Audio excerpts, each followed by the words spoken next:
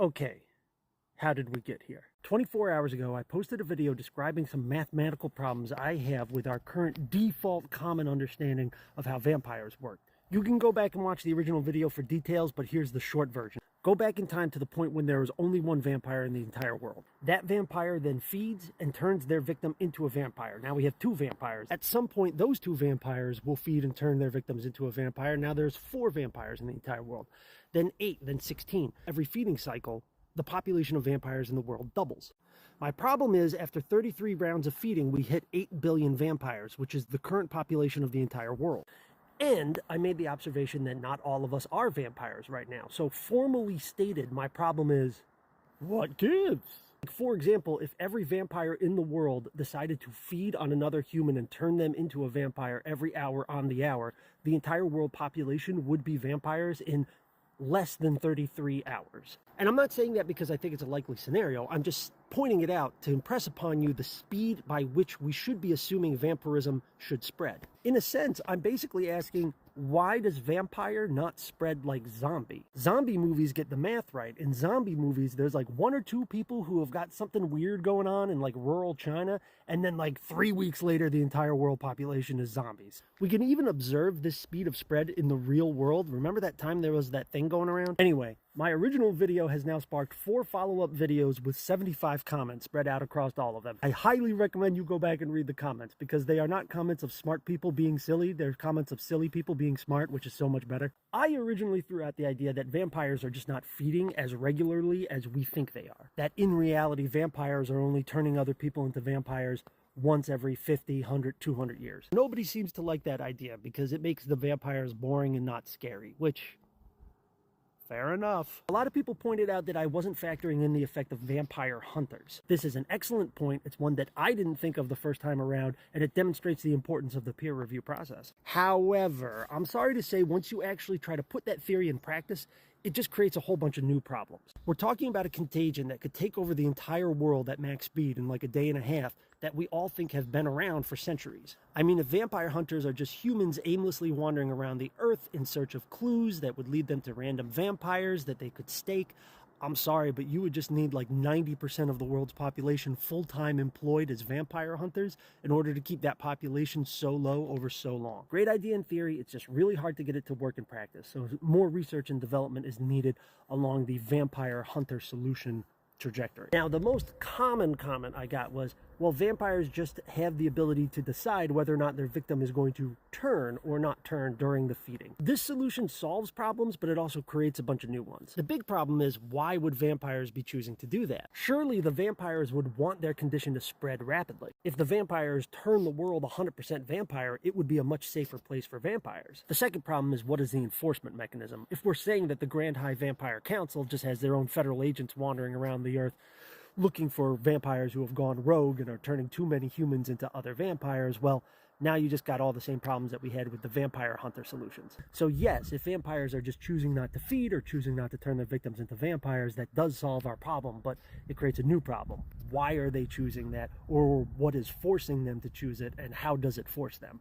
But esteemed colleagues, fear not, because I am happy to announce that one user has come up with like a near perfect solution. User Laura was the first to leave a comment that suggested this. A user named AMGG left an identical comment a few hours later, and 2 or 3 subsequent users have left sort of similar-ish comments to Laura's. But colleagues, to be fair, Laura was the first to publish.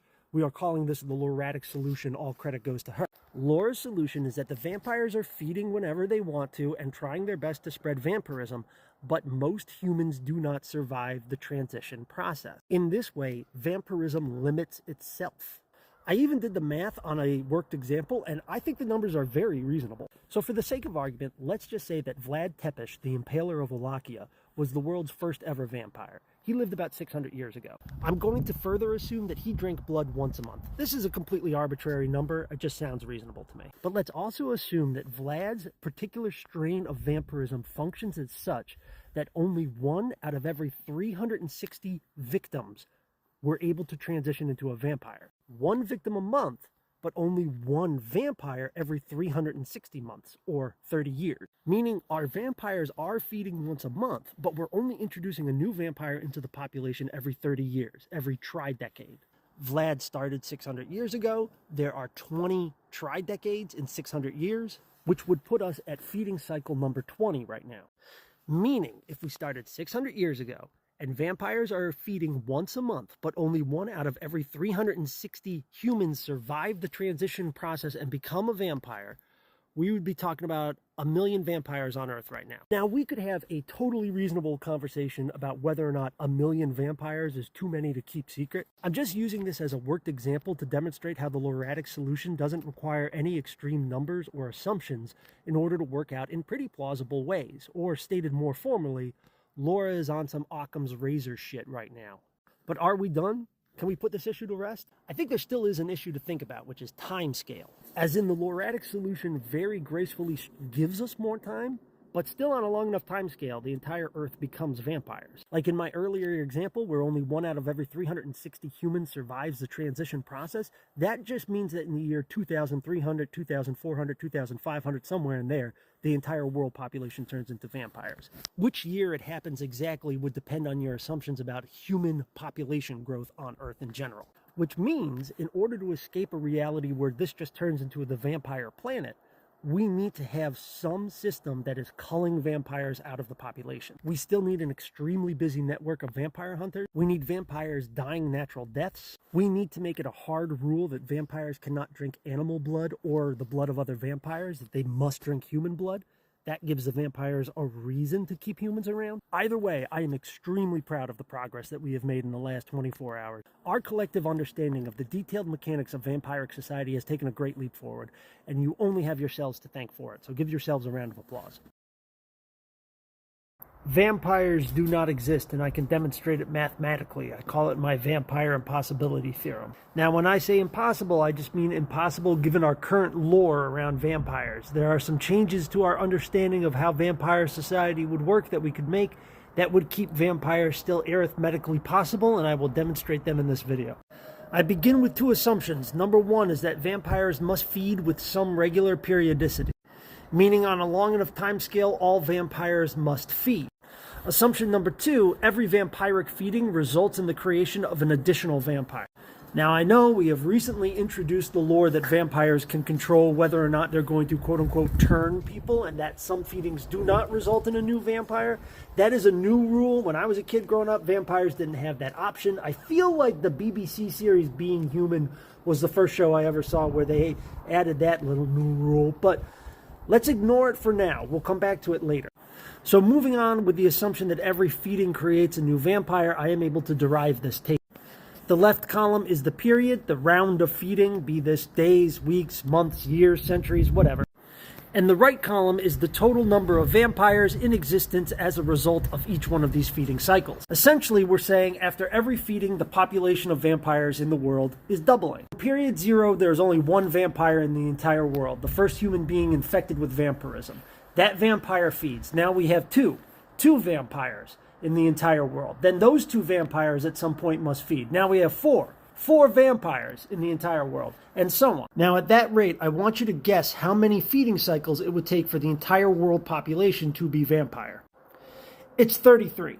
After 33 rounds of feeding, the entire world population would be vampires. Meaning, if we assume that vampires only need to feed and or recruit an additional vampire 1 time per year, and the first vampire that ever existed was in the year 1992, right now in 2025, every single human would be a vampire.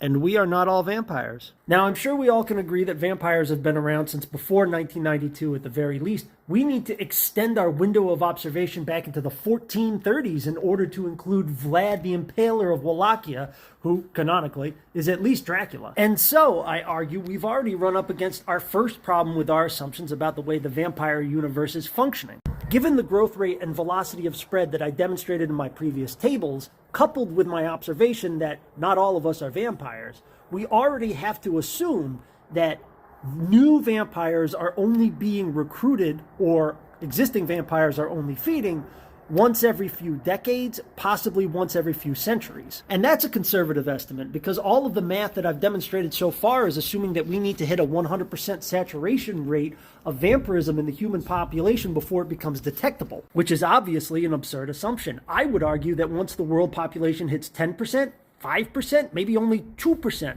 vampire, it becomes impractical, impossible, implausible, and also completely unnecessary for them to remain secret in the shadows. Another startling conclusion of vampire impossibility theorem is this growth curve. Along the horizontal axis, we have the feeding periods. You can assume they are whatever we want. The vampires are feeding once a month, once a year, once a decade, once a century, whatever. And on the vertical axis, we have the total number of resultant vampires. You will observe that the world can basically only exist in two states. One where there are barely any vampires in the universe, and one where basically all of us are vampires. There is a short, rapid transitional stage, I would say between periods 25 and 31. In this transitional state, the world population is more than 10% vampire, but less than 50. But obviously, that transitional stage is very brief. Once we hit a world where over 2% of the world population is vampires, we're all going to be vampires very quickly. I don't think it's controversial to say that my vampire impossibility theorem demonstrates some really serious concerns for our current model of understanding of vampiric society. So what can we do to resolve these paradoxes? Well, luckily for us, vampires are not real. They're totally made up. So we can just create new lore, a new mythology that resolves some of these problems. For example, I think we need to move forward with an understanding that recruiting of a new vampire must be an incredibly rare and highly controlled activity. If vampire society is to remain small enough that it can stay in the shadows, that it can remain undetected by the human society, it needs to have a highly controlled and very thought out recruitment process, and only add new vampires into existence every few decades, maybe every few centuries. And keeping that strategy effective on an infinite time scale, which immortal beings would probably be interested in, would require culling of older vampires at regularly scheduled intervals. Also, what is the motivation for vampires to keep their population small and to keep themselves hidden? Why keep secret? Why fear humans? If every vampire put their mind to it and started turning a human into a vampire once every hour on the hour, it would only take a maximum of 33 hours for them to turn the entire world population into vampires. Me, personally, I would like to add the lore that vampires can only feed on human blood. They can't drink the blood of other vampires, and they can't drink animal blood. I think there's something poetic about tying their survival and their existence into the continued existence of humans. But what do you think? What are some changes that we can make to vampire lore that we keep them mathematically and arithmetically plausible? So that sounds right to me, that Anne Rice is either the person who invented or at the very least popularized the idea that a vampire has a choice whether or not it's going to turn you into another vampire when it feeds on you. However, I can tell you for a fact that that's not like a commonly known or used vampire trope until like the last 10, 15 years. Definitely may have been around since the 70s, but definitely was not canon until like, I don't know, 15 years ago. Like before the 1980s, going backwards, there's a certain set of like must adhere to vampire rules. Can't see themselves in the mirror. Can't go out during the daytime. Can turn into a bat. Is afraid of garlic. But option to turn is definitely not a common trope like those are common tropes. If you were to ask your grandma or your mom, hey, can Dracula decide whether or not you're going to turn into a vampire when he bites your neck? They're going to say, no, of course not. And whoever you are, you probably can find people your own age in your friend group who have never heard of this rule either. Actually, if you're interested in this topic, there is a documentary filmmaker named Michael Sorensen who makes one documentary a month and posts it for free on YouTube. The name of his channel is Horses for some reason. But he just did this cool one where he researched the original vampire legends, like Slavic and Transylvanian folk stories about vampires. And it turns out that while the concept of a vampire probably does originate from medieval Transylvania, all of our ideas and lore and image of a vampire was made up by Victorian English novelists. As in Polidori and Stoker seem to have just heard of these folk tales from the mysterious Eastern European lands, and then they just made up their own shit. And you and I are familiar with the shit they made up and not with the actual vampires themselves. If you watch the documentary, you'll see like the original vampire stories. The vampires they kind of act more like what we think of as zombies and have like the powers of like what we think of as witches. And even on top of all of that, Sorensen found that the medieval Slavic vampires were not like consistent even in medieval Eastern Europe. Some people thought they were invisible, some people didn't. Some people said they could shapeshift into wolves, some people didn't. One interesting thing he did find was that none of these folktales have the vampire bite you on the neck. The vampire will only bite you in the chest. But look, either way, I am very much in support of adding to the standard canonical lore that the vampires have a choice to turn you or not turn you. Let's make that as commonly accepted as their aversion to garlic and their inability to go out into the sunlight. Not necessarily just because of the math, although for me a little bit because of the math, but more importantly because I think it adds to the drama of the story. At the end of the day, the vampires are just stories, and they remain useful to us as long as the stories remain good. And let's keep them good. So I think you didn't watch the whole video before you left the comment, because I do touch on this by the end, but I can expand upon. First of all, this is my second assumption, not my first one. My first assumption was the periodicity, meaning that all vampires have to feed. My second assumption was that every feeding creates another vampire. Now, I was born in 1984, so if you just look at video games, movies, comic books, cartoons from when I was a kid, this never comes up at all. Like, it's just assumed that vampires are going to turn you into a vampire if you get bit by a vampire. Now, another commenter pointed out that Anne Rice books in the 1970s were giving vampires this ability, but there is just factually a huge difference between knowledge and common knowledge. If you were to roll back the clock to 1993 and make a vampire movie where the vampires have the option, you would have to explain it to the audience, that just so that we're clear, this is a rule in this universe. But you wouldn't have to explain to the audience that the vampire is going to drink blood or live forever, because this is just the difference between canonical and common knowledge versus esoteric and niche knowledge. But let's just ignore all of that for a second. Now, like I said in my original video, assuming that a vampire has the option to turn or not turn doesn't solve our problem, it just creates a new problem. If we are still assuming that vampires have been around since at least the Middle Ages, and if we are assuming they have the option to turn or not turn their victim, we still need to create some bit of lore that makes an absolutely airtight, cannot fail system that controls vampires from turning people into vampires. You owe me a piece of lore to account for the fact that vampires are only turning people into vampires once every couple of centuries or decades, and how is that controlled? You also owe me a reason why vampires would want to do that. Why not just take over the world? As I demonstrated with my vampire impossibility theorem, the growth rate, the spread rate of vampirism is so rapid that the entire world could be turned into vampires in 33 hours, even if today was the first day any human being contracted vampirism. Why remain in the shadows? Why remain hidden? Why not just take over the world? Look, at the end of the day, I am just giving you a really good reason to use your imagination and exude a little creativity. So, you're welcome. Colleagues, this is why we value the peer review process. Clearly, there is some sort of predator that I have neglected to account for. And luckily for you and me, several other of our colleagues on vampire epidemiology TikTok, of which there are 6 of us now, have realized what this predator is. Vampire hunters. What we have here is clearly a good old-fashioned 3-body problem. There are 3 bodies of entities that we must account for: vampires, victims, and vampire hunters. And the interaction of these 3 spheres of participants prohibits an equilibrium orbit from ever establishing itself. Now, adding the vampire hunters does not just solve the problem, it just creates new problems. Additional hypotheses must be developed. For example, how many vampire hunters do we need per vampire to keep the population of vampires at a stable number? The vampire hunters are hunting. They are searching out for vampires, which means many of them are going to go days, weeks, months, maybe even years without actually finding a vampire. Does that mean we need 10 vampire hunters per vampire, 100, 1,000, 1,000,000 to keep the vampire population at the same level? This is of real concern, because if we start painting ourselves into a corner where in order to get our math to work out, we need to assume that there are literally tens of millions of vampire hunters in the world, then we've hit the same problem. If, say, 10% of the world's population is employed full-time as vampire hunters, I think it would become impossible, definitely implausible, to try to keep that entire industry a secret. And if we accidentally expose the existence of millions of vampire hunters, we have inadvertently also exposed the existence of the vampires in the first place. My initial considerations lead me to think that it's not really about a huge number of vampire hunters out in the world, but a small team, say maybe 100, of international vampire assassins.